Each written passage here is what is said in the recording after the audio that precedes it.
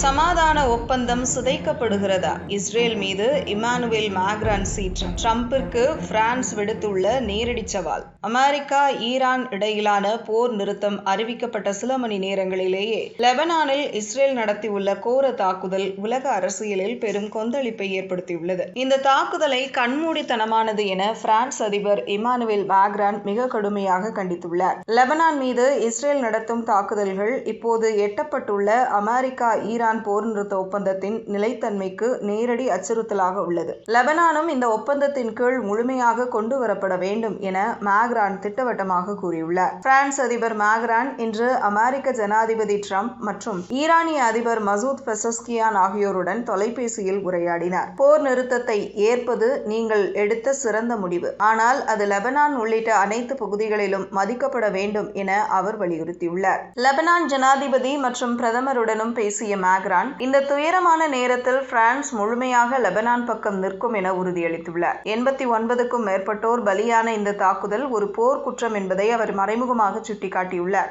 Lebanon முழுவதும் இஸ்ரேலிய குண்டுவீச்சில் 254 பேர் கொல்லப்பட்டும் 1165 பேர் காயமடைந்தும் உள்ள நிலையில் லெபனான் பிரதமர் நவாப் சலாம் ஒரு தேசிய துக்க தினமாக அறிவித்துள்ளார். அனைத்து அரசு அலுவலகங்களும் மூடப்பட்டு தேசிய கொடி அரைக்கம்பத்தில் பறக்க விடப்பட்டுள்ளது. லெபனான் போர் நிறுத்த ஒப்பந்தத்தில் இல்லை என ட்ரம்ப் சொல்லும் அதே வேளையில் லெபனானுக்கும் இது பொருந்தும் என மேக்ரான் வலியுறுத்துவது போர் நிறுத்தம் நீடிக்குமா என்ற சந்தேகத்தை கிளப்பியுள்ளது.